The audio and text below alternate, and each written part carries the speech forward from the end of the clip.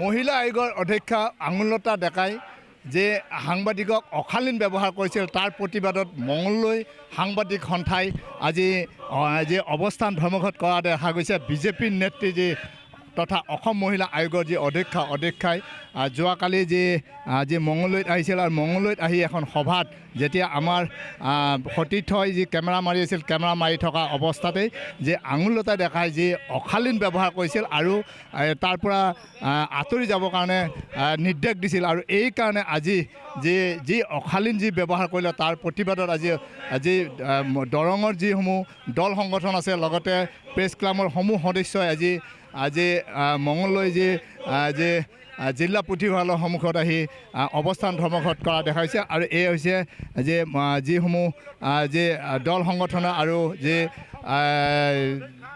Press ক্লাবৰ যিসমূহ সদস্য আছে সদস্যসমূহ আছে যি অৱস্থান ধৰ্মঘট কৰা হৈছে। অসম মহিলা আয়োগৰ অধ্যক্ষ হুঁচিয়াৰ আঙুলতা হাই অসম মহিলা আয়োগৰ অধ্যক্ষ হুঁচিয়াৰ এনেধৰণে আঙুলতা গো বেক এনেধৰণৰ যি প্লে কাৰ্ড বনাই আচলতে এই যি অৱস্থান ধৰ্মঘটত প্ৰতিবাদ কৰা দেখা গৈছে। আৰু সদৌ অসম ছাত্ৰ সন্থাৰ এগৰাকী সদস্য আছে, তেখেতৰ পৰা আচলতে আমি জানিম কি ক'ব।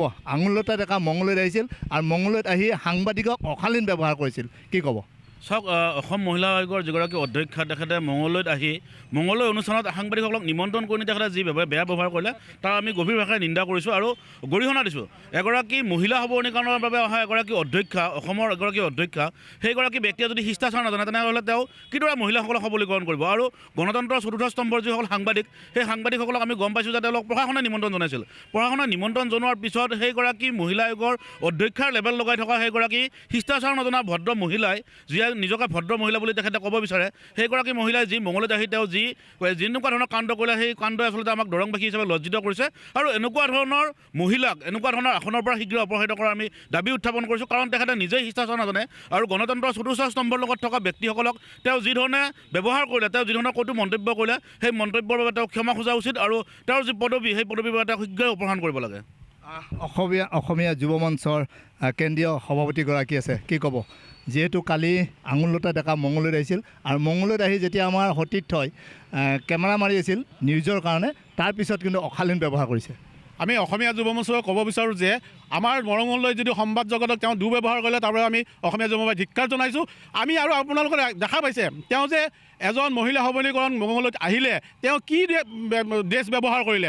এই মহিলাগৰাকীয়ে আমাৰ মহিলা সবলীকৰণ কৰিব পাৰিব নেকি? আৰু তেওঁলোকে যোনটো ব্যৱহাৰ, এই ব্যৱহাৰৰ পৰা আমাৰ মহিলা ক'লৈ যাব? আমাৰ অসমীয়া কলা কৃষ্টি তেওঁ ধ্বংস কৰিব।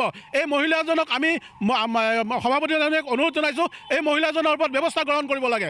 এই মহিলাজনৰ কোনো ইমান ব্যৱহাৰ বেয়া, ইয়াৰ ওপৰত আমি তেওঁক ব্যৱস্থা গ্ৰহণ কৰিবলৈ মাননীয় সভাপতি বিজেপি সভাপতি অনুৰোধ জনাইছোঁ। হয়, আচলতে বিজেপিৰ যিগৰাকী সভাপতি আছে, সভাপতিগৰাকীকো আচলতে যি আমাৰ দল সংগঠন আছে, দল সংগঠনে অনুৰোধ কৰিছে তেওঁৰ যি বিষয়বস্তু কাটিবৰ কাৰণে অনুৰোধ কৰিছে। আৰু এয়া হৈছে যি প্ৰতিবাদ আচলতে আঙুলতা গো বেক, আঙুলতা হাই এনেধৰণে যি প্লে কাৰ্ড বনাই যিসমূহ আমাৰ আজি অৱস্থান ধৰ্মঘট কৰা যিসমূহ দল সংগঠন আছে, অসম যি প্ৰেছ ক্লাবৰ যিসমূহ সদস্য আছে, সকলোৱে একগোট হৈ আজি এইদৰে প্ৰতিবাদ কৰা দেখা গৈছে। অসম জাতীয়তাবাদী যুৱ ছাত্ৰ পৰিষদৰ কেন্দ্ৰীয় সমিতিৰ উপসভাপতিগৰাকীও আছে, তেখেতৰ পৰা আচলতে আমি জানিম। আচলতে যোৱাকালি মঙলদৈত মহিলা সবলীকৰণৰ কাৰ্যসূচীত অংশগ্ৰহণ কৰিব আহি অধ্যক্ষা আঙুলতা ডেকাই আমাৰ সাংবাদিকক যি ব্যৱহাৰ কৰিলে, অশালীন ব্যৱহাৰ, এই অশালীন ব্যৱহাৰৰ দ্বাৰাই তেখেতৰ যিটো ব্যক্তিত্ব সেইটো প্ৰকাশ পাইছে। আৰু তেখেত যে এগৰাকী শিষ্টাচাৰবিহীন অভদ্ৰ মহিলা সেই কথাটো প্ৰকট হৈছে। গতিকে আমি এটা কথাই ক'ব বিচাৰোঁ, যিগৰাকী মহিলাই শিষ্টাচাৰ নাজানে সেইগৰাকী মহিলাৰ দ্বাৰাই কেনেদৰে মহিলাসকলক সবল কৰা হ'ব? আৰু তাতে যিসকলক মতা হৈছিল বেছি সংখ্যক মহিলা আছিল, আৰু সেই মহিলাসকলকো তেনেধৰণৰ শিক্ষা দিব তেওঁ বিচাৰিছে নেকি? যদি তেনেধৰণৰ চিন্তা চৰ্চা তেখেতৰ আছে তেতিয়াহ'লে সেইটো বাদ দিয়া ভাল। আৰু আমি ভাবোঁ যে এনেকুৱা মহিলাক চৰকাৰী যিবিলাক বিষয়বাব আছে পদবী আছে এই পদবীৰ পৰা আঁতৰাই ৰাখিব লাগে ক্ষমতাই মূৰত ধৰা এনেধৰণৰ মহিলাই আমাৰ অসমীয়া কৃষ্টি সংস্কৃতি ধ্বংস কৰিব সামাজিক বান্ধোন ধ্বংস কৰিব পৰিয়ালৰ বান্ধোন ধ্বংস কৰিব গতিকে এনেকুৱা মহিলা সমাজৰ কাৰণে বিষ বুলি মই ক'ব বিচাৰোঁ আৰু এইদৰে যে অসম জাতীয়তাবাদী যুৱ ছাত্ৰ পৰিষদৰ যি কেন্দ্ৰীয় সমিতিৰ যি উপসভাপতিগৰাকী আছে উপসভাপতিগৰাকীও আচলতে যিগৰাকী আচলতে আঙুলতা ডেকা যি অশালীন যি ব্যৱহাৰ কৰিলে তাৰ ধিক্কাৰ দিছে আৰু মই দেখুৱাম যে পৰিৱেশ আঙুলতা হুঁচিয়াৰ হুঁচিয়াৰ হুঁচিয়াৰ আঙুলতা ধেত তেৰে আঙুলতা ধেত তেৰে আঙুলতা হুঁচিয়াৰ হুঁচিয়াৰ হুঁচিয়াৰ